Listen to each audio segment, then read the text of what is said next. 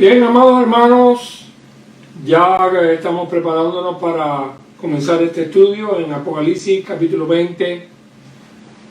Antes de orar yo quiero decir algo. En primer lugar, dice Deuteronomio 29:29, las cosas secretas pertenecen a Jehová nuestro Dios, mas las reveladas son para nosotros y para nuestros hijos. Aunque Apocalipsis es revelación, es un libro revelado, ha habido muchas escuelas de interpretación y los símbolos de Apocalipsis, las visiones y todas estas cosas se han dado a varias interpretaciones y aún escuelas de interpretación. Me recuerdo las palabras de Pablo cuando él decía, para estas cosas ¿quién es suficiente? Nosotros no damos un estudio aquí de nivel académico.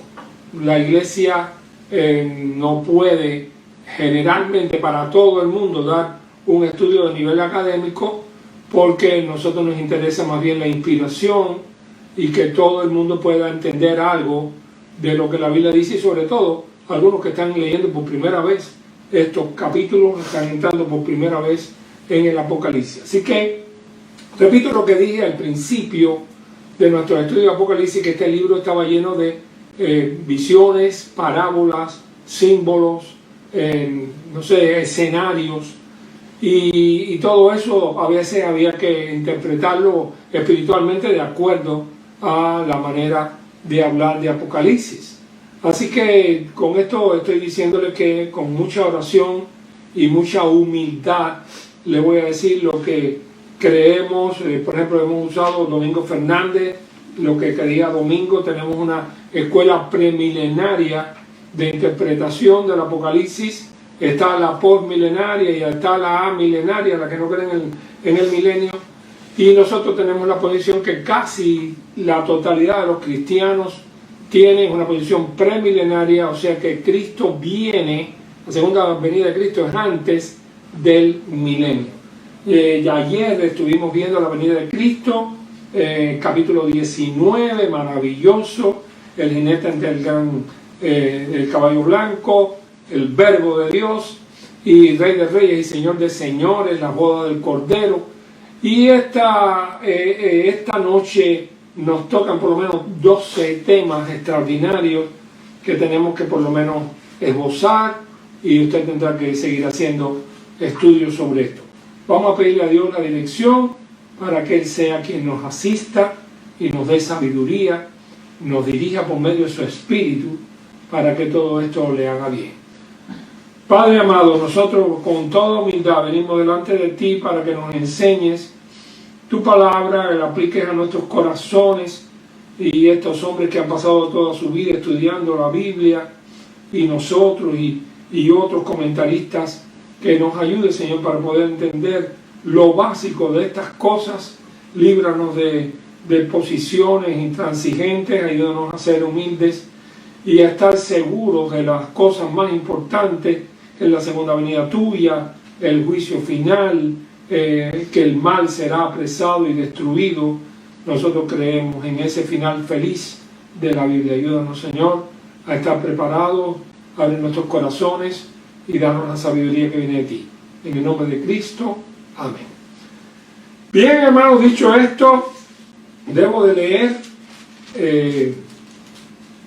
leer el capítulo 20 completo y hacer después las explicaciones. Así que el Dios que tuvo poder para hacer el mundo, la gente de la alta crítica y aquellos que tienen intransigencia respecto a creer en las cosas de la palabra de Dios, yo creo todo lo que la Biblia dice, porque creo que hay un Dios todopoderoso. Y si Dios es todopoderoso, puede hacer el hombre del polvo de la tierra, y sobre las playas del Orión, puede romperlo todo, volverlo a hacer, en fin, Él tiene el poder para hacer cualquier cosa. Así que vamos a leer Apocalipsis 20 con el corazón abierto y los oídos también. Dice así: vi a un ángel que descendía del cielo con la llave del abismo y una gran cadena en la mano, y prendió al dragón, la serpiente antigua, que es el diablo y Satanás, y lo ató por 1000 años. Versículos 1 y 2.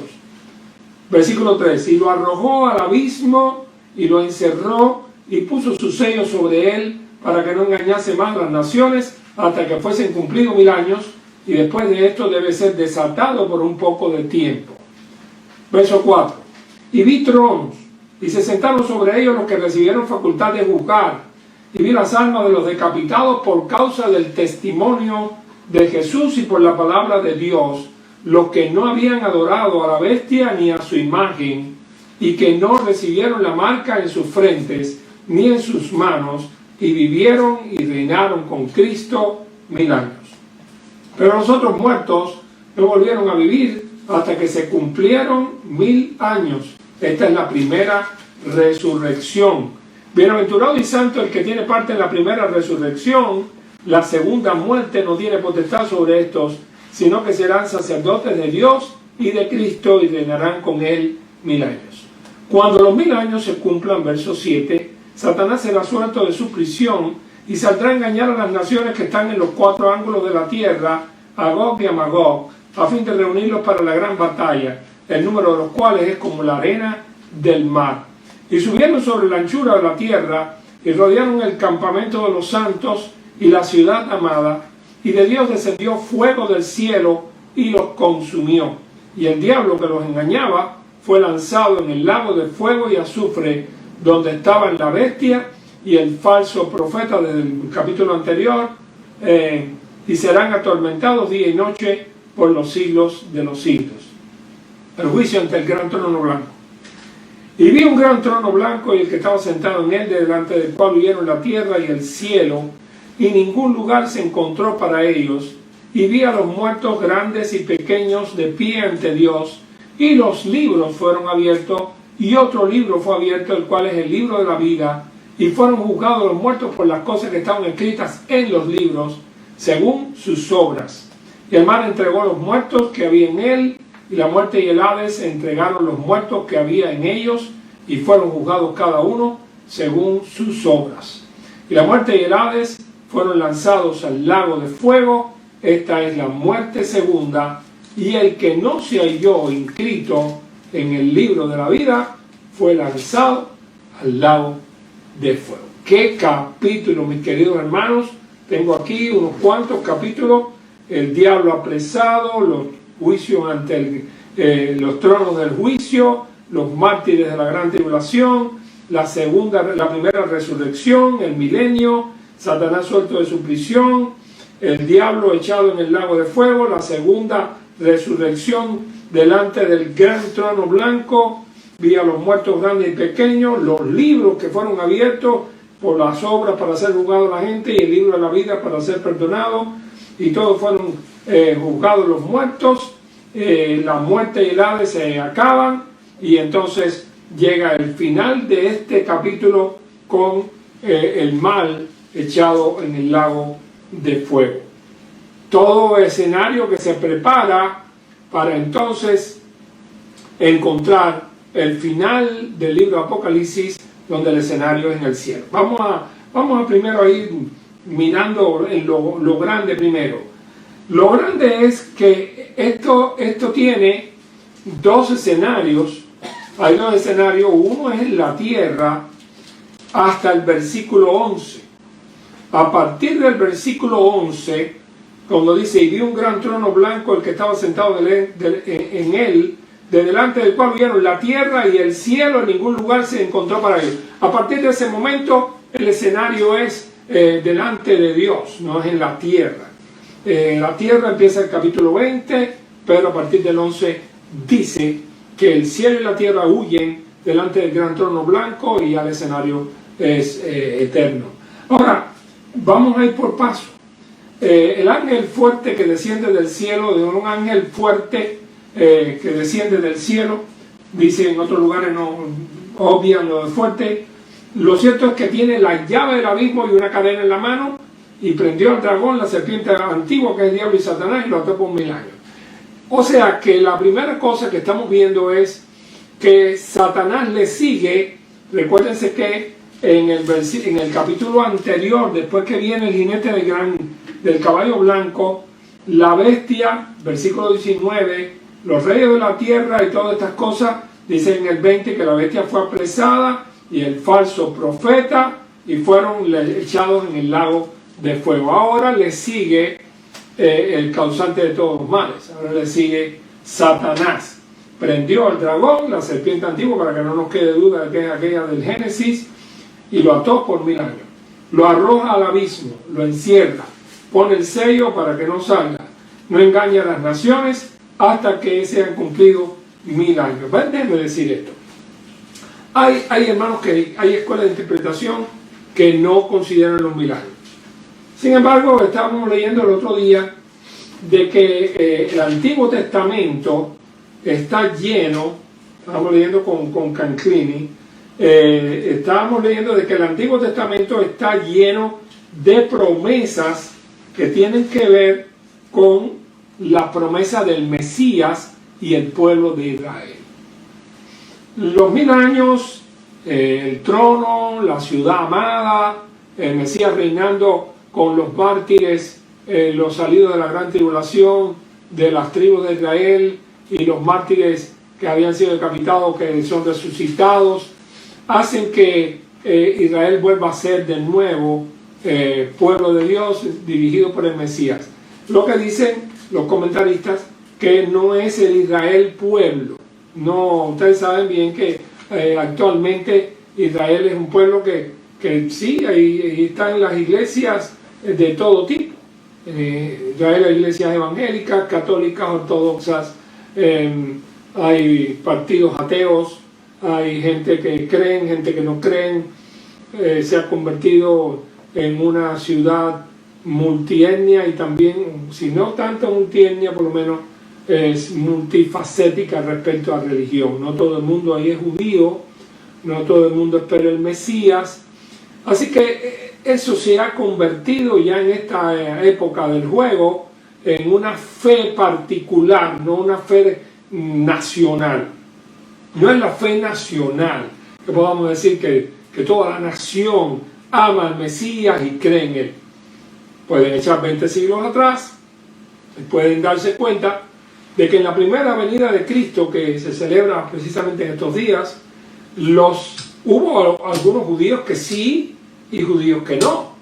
Hubo judíos que amaron al Mesías, lo siguieron, dieron su vida por él. Los apóstoles eran judíos casi todos, por decir todos, pero lo cierto es que no todos los judíos. Ustedes conocen los fariseos, lo que hicieron, la persecución de Cristo, los escribas cuando se enteraron de los magos que habían visto la estrella y que el Mesías había nacido ahí, no se atrevieron a ir allá. Ellos estaban demasiado penetrados por la política de Herodes, estaban muy comprometidos para arriesgarse a ir a reconocer a un rey, un rey que era enemigo del otro. Y a veces pasan esas cosas, hay personas que no les gusta identificarse con un presidente o con un rey, debido a que los otros, los contrarios, tienen cierto poder y no quieren caer bajo el poder o de la persecución. Eso pasa en los países que son países bajo la bota de alguien. No permiten la oposición, no permiten ninguna cosa que se le parezca en contra. Así que, pero estos 1000 años se los debe en realidad las promesas, los profetas, los proféticos. Donde quiera que usted hable a Isaías, muchas veces Isaías habla del Mesías y del reinado del Mesías y cómo las naciones vienen a buscar al Mesías. En Isaías, busquen ahí en Isaías, en los capítulos 60, por allá, vamos a ver la futura gloria de Sión. Ha venido tu luz, las tinieblas cubrirán la tierra, pero sobre ti amanecerá Jehová. Y después donde habla de que él regirá con vara de hierro y todas estas cosas, porque la nación o el reino que no te sirviere perecerá y del todo será asolado, la gloria del Líbano vendrá a ti. Hay muchas de estas cosas que pudieran estar mirando a Jesús, pero también ahí a ordenar que a los afligidos de Sion se les dé gloria en lugar de ceniza. Esos afligidos de Sion son el pueblo de Israel que pasaron villas y castillas bajo muchos imperios. En lugar de ceniza óleo de gozo en lugar de luto, manto de alegría en lugar de los espíritus angustiados, serán llamados árboles de justicia, plantíos de Jehová para gloria suya, reedificarán las ruinas antiguas, levantarán los asolamientos primero. Es decir que si usted lee Isaías en los últimos capítulos y muchos de los profetas, se va a dar cuenta de que hay una esperanza para la restauración de Israel. Yo le decía a un amigo mío que no cree en el milenio, como decía uno de estos comentaristas, no sé si era Caro o si era el mismo Domingo, decía, quitar el milenio, que está claramente dicho en la Biblia, aunque nosotros no podemos entender por qué es suelto Satanás durante esos 1000 años, es para darle la oportunidad al pueblo de Israel, pienso yo, y para que se puedan juzgarse a sus enemigos aquí en esta tierra, porque ese escenario en esta tierra, el campamento de la ciudad amada, y todo esto es esta tierra todavía, hasta el versículo 11, que viene el juicio ante el gran trono blanco, y entonces desaparecen la tierra y el cielo, y entonces el escenario es un escenario eterno. Así que está ahí, yo no creo porque la Biblia lo dice.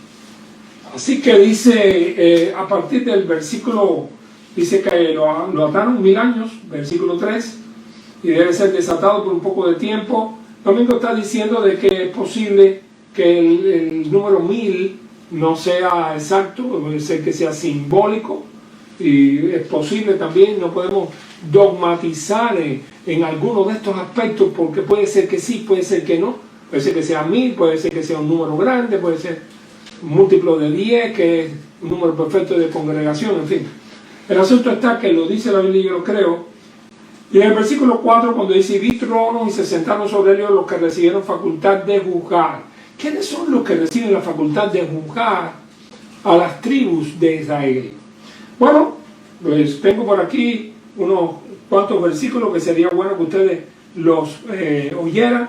Por ejemplo, en Mateo capítulo 18, 28, Jesús dice, de cierto os digo que en la regeneración, cuando el Hijo del Hombre se siente en el trono de su gloria, vosotros que me habéis seguido también os sentaréis sobre 12 tronos para juzgar a las 12 tribus de Israel.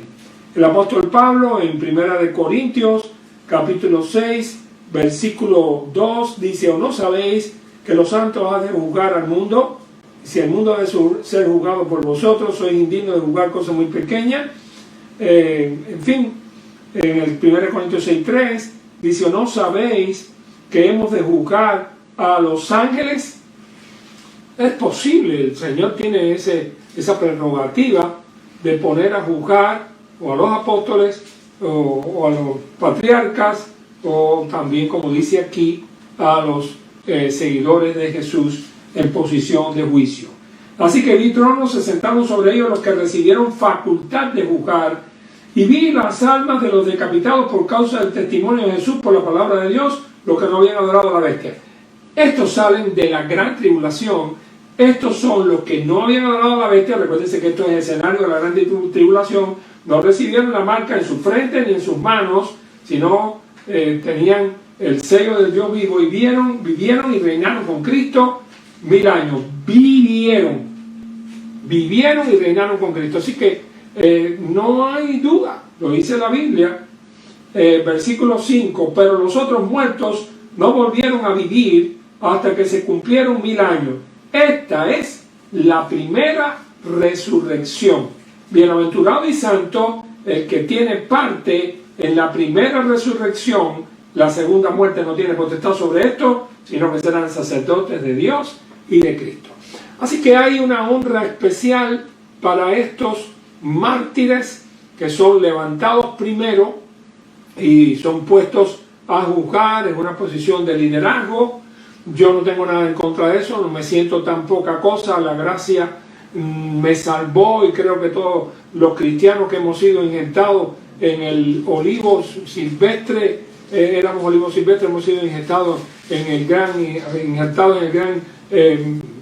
gran árbol de Dios. Estamos aquí por gracia, no tenemos que reclamar nada, ni porque ellos le diste más que a mí, porque ese fue la famosa parábola de los labradores. ¿Se recuerdan?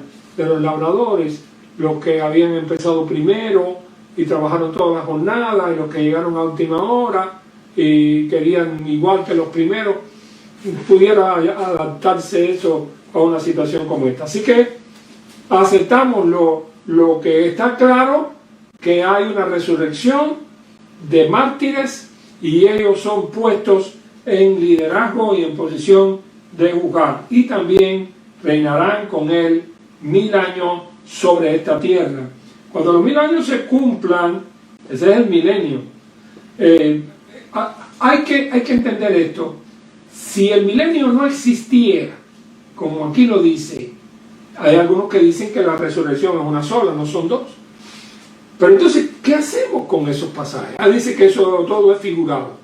Es figurado, pero ¿figurado cómo? ¿Qué hace con todas las explicaciones? ¿Vas a borrarlo y decir que no existió? O mejor, ¿por qué no asumes la posición de aceptarlo aunque no lo entiendas y no tratar de buscar una explicación humana que pudieras estar totalmente equivocado?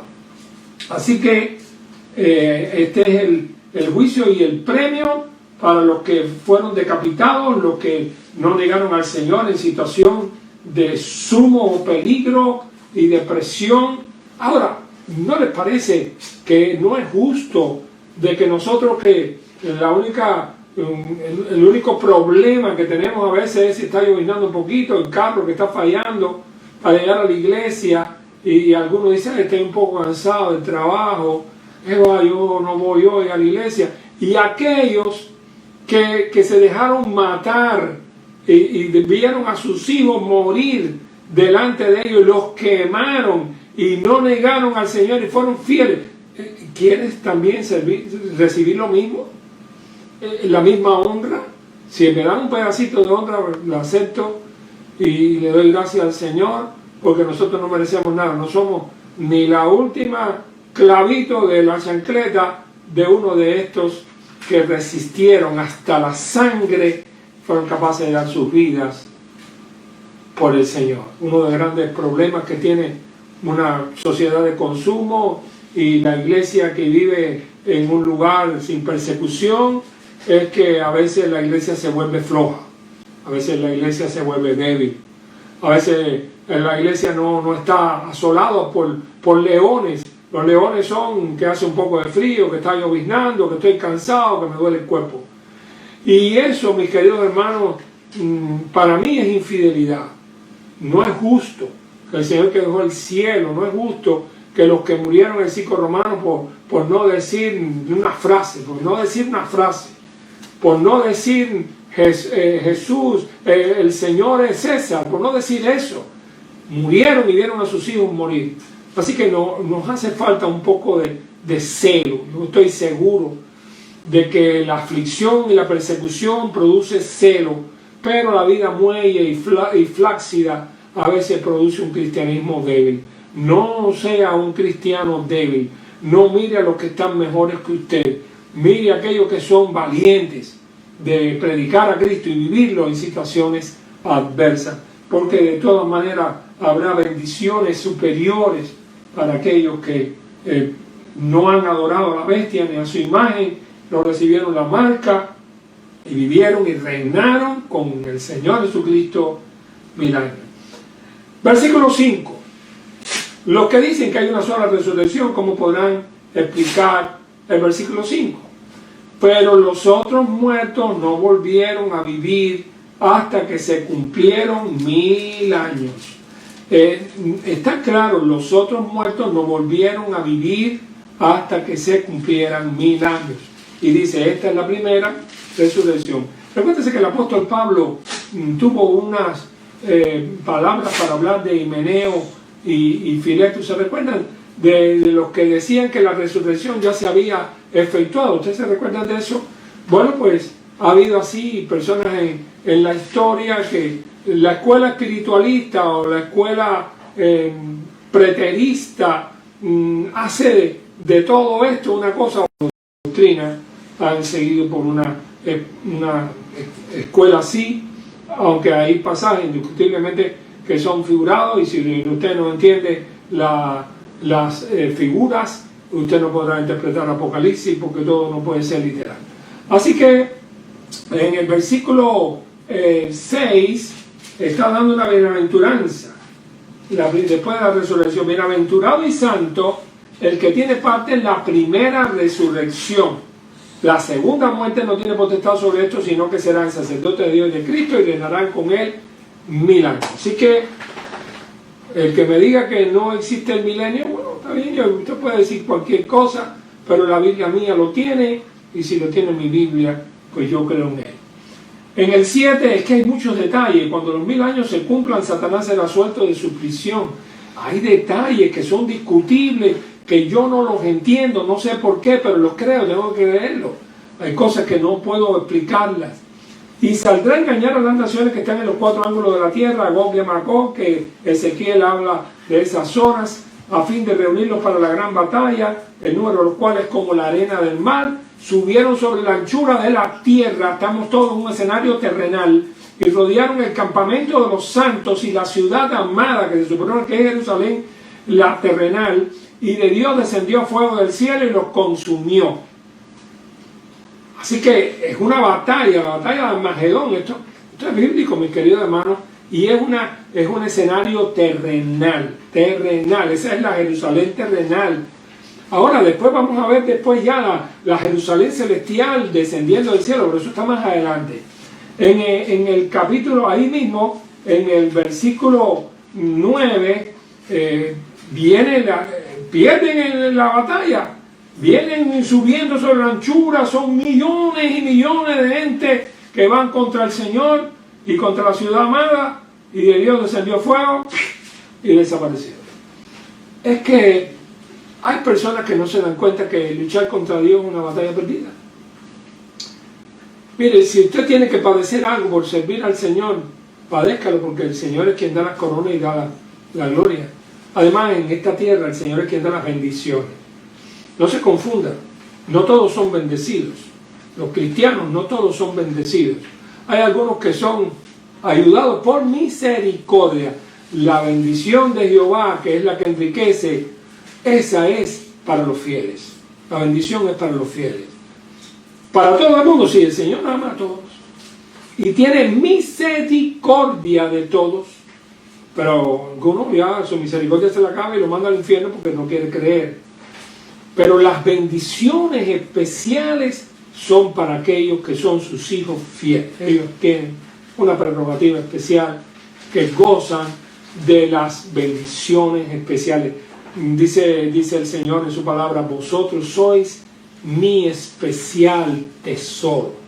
Y sí, él amaba a toda la gente y amaba a otros pueblos, otras naciones, quería lo mejor para ellos, pero Israel era especial. Lo mismo pasa con los hijos de Dios en Cristo Jesús. Somos seguidores de su Hijo, somos la iglesia. El Señor dice, se llama a la iglesia mi esposa. Él se dio por ella, dice Efesios, dio la vida por ella, como usted da la vida por su esposa. Ayer estábamos oyendo un compañero, nuestro pastor, que estaba dando su testimonio y se le murió la esposa recientemente. Yo le decía a él, yo no puedo ni pensar en eso. No puedo ni pensar, la compañera de uno de toda la vida, la que ha sido tu compañera de misiones, que no solamente ha criado tus hijos, sino te ha exhortado, te ha animado en momentos difíciles del pastorado. Es bien difícil perder una compañera. Bueno, esa es la esposa, la verdadera esposa.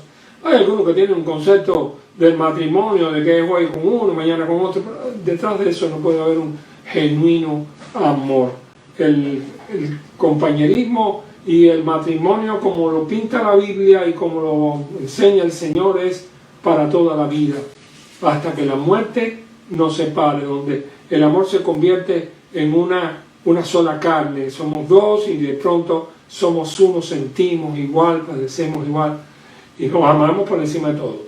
Así que estamos en el 10 y ahí todos ellos fueron destruidos. El diablo que los engañaba fue lanzado al lago de fuego y azufre, donde estaban la bestia y el falso profeta desde el capítulo anterior, y serán atormentados día y noche por los cielos de los siglos. Si aquí no hay un chance nuevo, ni hay un tiempo en el cual Satanás va a salir a engañar al pueblo de Dios.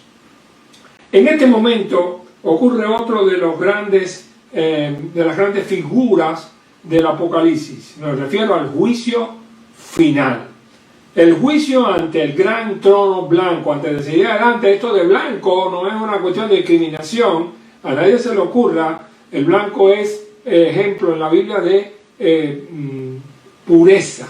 Recuérdense que las vestiduras eran blancas y no habla del color de la piel de la gente, sino símbolos de la pureza. La novia está vestida de ropa blanca, los ángeles andan con ropa blanca, pero todo es símbolo de pureza. Vi un gran trono blanco y al que estaba sentado en él, delante del cual huyeron la tierra y el cielo. Este es el momento que tiene que ver con lo que dice Segunda de Pedro, capítulo 3, donde dice el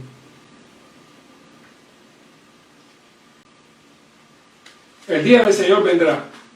Amado, sigue ahí, pero los cielos, el 7, el versículo 7 dice, pero los cielos y la tierra que existen ahora están reservados por la misma palabra, guardados para el fuego en el día del juicio y la perdición de los hombres impíos. Es decir que todas las cosas, puesto que todas estas cosas han de ser desechas, como no debéis vosotros andar en santa y piadosa manera de vivir, esperando y apresurando para la venida del día de Dios, en el cual los cielos extendiendo serán deshechos, los elementos siendo quemados se fundirán. Pero nosotros esperamos, según sus promesas, cielos nuevos y tierra nueva en los cuales mora la justicia. Así que ese campamento, amado, ese no es el final, ese es el lugar donde el Señor está reinando 1000 años con los egresados de la gran tribulación y los mártires que han sido salvados, los 144.000 simbólicos del pueblo de Israel. Pero ahora viene el final. Este gran trono blanco desaparece en el cielo y la tierra, como dice Pedro, y no hay ningún lugar para ellos, y ahora lo que se ve son los muertos, grandes y pequeños, no es por estatura, es de posición, no importa rey, quien sea, de pie ante Dios, y los libros fueron abiertos. Oiga, ¿qué pasaje tremendo este? Los libros, con una exégesis sencilla y simple, nos dice que no hay un solo libro, sino que son los libros para, con esto, simbolizar las cosas que son variadas de la vida de los seres humanos. Y otro libro, que es el libro de la vida. Así que hay un libro para ser juzgado. Fueron juzgados los muertos por las cosas que estaban escritas en los libros. Y los libros son las malas acciones, las malas obras, según sus obras. Y el libro de la vida es el libro donde están los redimidos. Los libros y el libro. Todas las naciones y todos los seres humanos serán juzgados por las cosas que van escribiendo en los libros de su vida a través de toda su existencia. Todo queda recogido, Dios no puede ser burlado, todo lo que el hombre sembrare, eso también segará. Es bueno recordar de eso, porque no hay ni una sola palabra ociosa, no hay nada que vaya a ser olvidado. En los libros de Dios está recogido todas las acciones de los seres humanos. Y en el libro de la vida están los nombres de los redimidos, los que no van a ser juzgados por sus obras, sino que Jesucristo y su sangre preciosa los limpiaron. Recuérdense que Colosenses en el capítulo 3 habla, o el capítulo 2, habla de el acta que nos era contraria. Está ahí, ese es el acta que nos era contraria en los libros de nuestras obras. Esa acta que nos era contraria es quitada del medio, es borrada con la sangre y clavada en la cruz. Tu nombre es puesto en el libro de la vida y tu récord desapareció. El Señor se hizo cargo de tu récord. Eso que a veces uno sale por ahí y le dicen, limpia tu récord, llama a fulano, nosotros podemos hacerlo. Bueno, a veces es totalmente legal, a veces son convenios con la fiscalía para hacer que algunos que ya esos tiempos pasaron, los juicios pasaron, pueden limpiar a algunas personas su récord que no lo necesitan, todavía mantenerlos como delincuentes. Pero lo cierto es que no olvide nunca el juicio ante el gran trono blanco, los libros y el libro. Y hay una escena ahora donde la muerte desaparece. Versículo 13. El mar entregó los muertos que había en él. Algunos dicen, bueno, y los que se cayeron, hermano, que se lo comieron los tiburones. Donde quiera que haya un átomo, una molécula, serán levantados igual que fueron levantados. A Adán fue levantado del polvo de la tierra, fue hecho. Donde quiera que ese cuerpo se descomponga, ya es los genomas, bueno, el genoma humano medio que tiene una idea parecida, pero este es el libro de Dios de cada uno de nosotros. Seremos resucitados. El mar entregó los muertos que había en él. La muerte y el Hades, que es el lugar de los muertos, posiblemente de las almas, entregaron los muertos que había en ellos y fueron juzgados cada uno según sus obras. No son juzgados según su fe, pero sí son juzgados según sus obras. Así que no te da ningún derecho el tener a Jesucristo como Señor y Salvador para que tus obras no sean justas. Si tú te acoges a la sangre de Cristo, tus obras tienen que ser limpias, porque en Cristo somos nueva criatura. Las cosas viejas pasaron y aquí todas son hechas nuevas. Hay una renovación. Así que versículo 14, y la muerte y el Hades, muerte aquella sentencia que hace que todos los seres humanos tengan que morir, y el Hades, el lugar de los muertos, almas, fueron lanzados al lago de fuego, que es el lugar que simboliza el final estado de los malvados. Esta es la muerte segunda, y el que no se halló inscrito en el libro de la vida fue lanzado al lago de fuego. Es decir que el lago de fuego, que es la llamada muerte segunda, porque la muerte primera es cuando mi alma se separa de mi cuerpo va al polvo como era, mi alma, mi espíritu va a Dios que lo dio en ese estado, vamos a decir así, todavía intermedio de espiritual. Y entonces, lo cierto es que mi alma no va a recibir todavía todo, pero tengo un adelanto, lo dice Lucas capítulo 16, cuando Lázaro empieza a recibir bendiciones y aquel rico es llevado al infierno a tormentos. Los que niegan el infierno tendrán que luchar contra Lucas capítulo 16. Alguien me dijo algún día, le voy a leer unos versículos nada más, ustedes los conocen, ¿no? Pero de todas maneras es bueno leerles lo que pasa cuando el hombre muere. Dice Lucas 16, había un hombre rico que se vestía de púrpura y de lino fino y hacía cada día banquete con esplendidez. Había también un mendigo llamado Lázaro que estaba echado a la puerta de aquel lleno de llagas, ansiaba saciarse las migajas que caían de la mesa del rico, y aún los perros venían y le lamían las llagas.